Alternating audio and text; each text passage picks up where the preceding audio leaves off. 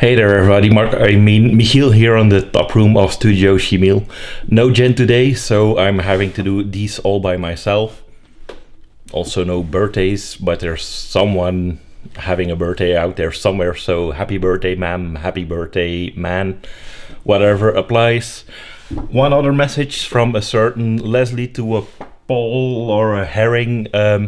Chickens are nice. Chickens are nice, man. Just get some. I mean, yeah, just get some.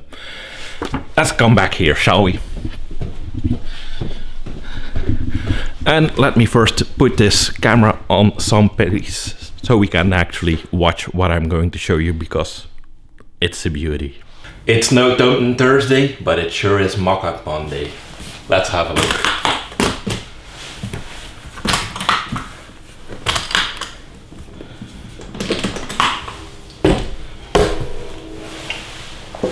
Isn't it shiny? What we have here is a 2018 Beat Bass Vintage Series by Harley Benton. It's a freaking Beatle bass, man. Let's go over some of the details. First off, two models, 61, 63. 61 has both pickups closer to the neck, here spaced away, so we're clearly talking about a 63 model. How can you tell it's a 2018? Well, look at the logo, man. All sharp, all crispy. That's new. That's like late 2017, early 2018. Some might call it a transition, but this one, clearly a 2018 bass. What else to say? 3 switches, 2 knobs. So basically 8 songs. I'm not doing 8 songs because if you mute them, we lose songs. There's no 8 options on here, it's just 3 switches, but hey, I mean, mint condition, it's like it's never been played on before, but let's change that, shall we? Put on the leather jacket for all you fans of scratching up basses out there. Let's see what this thing does. Let's go. All kidding aside, this bass here has the potential to be a nice little addition to the collection. Just a small amount of things I'm going to change and look at to make it a slightly bit better.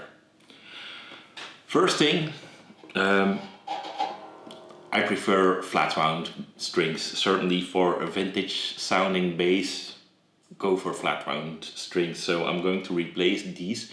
While I'm at it, I'm also going to really try and position the bridge good. String height, good. Nice setup, but scale length wise, I couldn't tell you whether it's a trout or a salmon, but I'm going to have to really pinpoint it and do it accurately, and that's going to be something I'm going to explain in a bit. Just for the record, I've linked a video below. I'm looking below, I can't see it, but still I have that reflex when I'm pointing to a link below.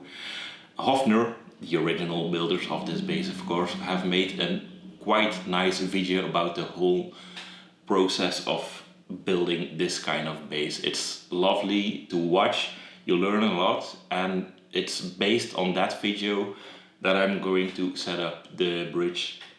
I would have just measured it and put the bridge there. They also put the strings on first and then space it and wind up the strings when the bridge is in position, measure it again, pinpoint it exactly, and then fix everything where needed. So I'm going to go with that route because let's face it, Hofner knows this kind of bass better than anyone else. Let's go. So, quick and easy change of the strings. Also I added a little personal touch on the headstock. Time to set up the bridge. Now, scale length. And again, salmon, trout, flat, we're waiting for you. What is the ideal scale length? The nut to the bridge divided by 2 should be exactly the 12th fret. So if we're doing the inverse, we measure from the nut to the bridge, and then from the nut to the 12th fret, and then from the 12th fret to the bridge should be exactly the same. Let's do a measurement.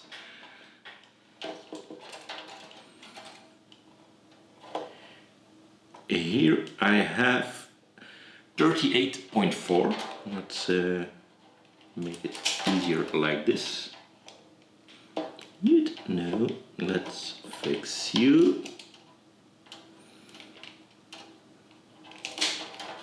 38.4, so now let's see where it should be. And 38.4. That's why we have this great pencil. 38.4 should be around this area. Always use pencil, doesn't scratch the body and it comes off easily. With that in mind, we now know where it should be. I have the measurement, I have it there. Let's loosen the strings a bit more.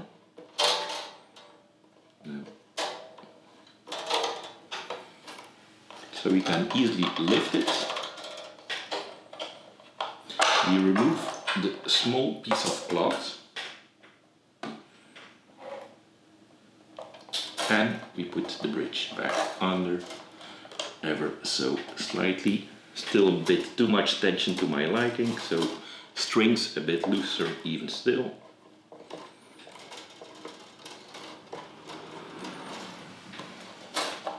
Yeah, more like it. So we need this one under, there we go. We look at the markings, this should be it. Put everything nicely in place.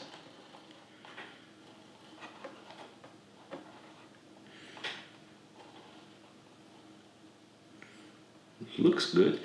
Now, fixed bridge, fixed saddles. Where do you put it? I'd say go right down the middle, to a bit low, to a bit up, and you should have it.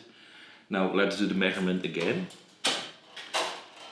And for the sake of it, let's do it really spot on in the middle.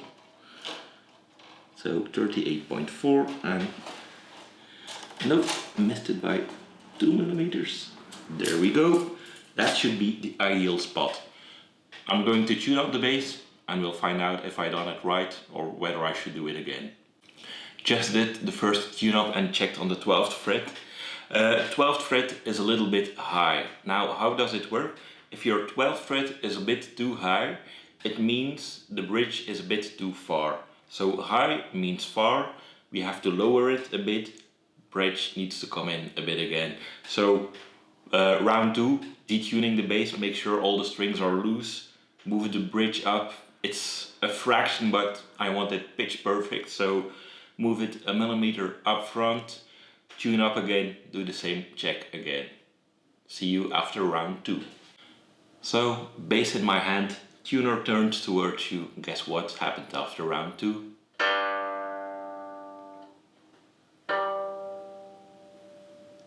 I pretty much nailed it. Happy with it. So now just let's have a look how it sounds plugged in.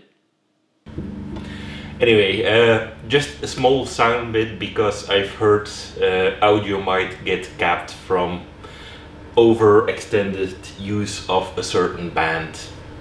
So here's a small sample of what the bass sounds like, how it should sound.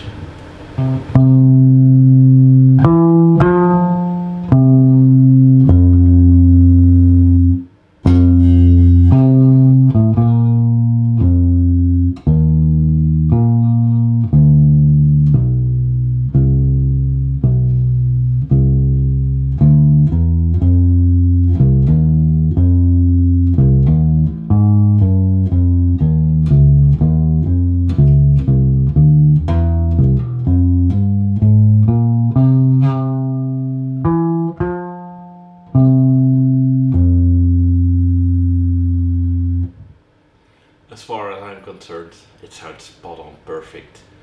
And all this for just €150 bass or something.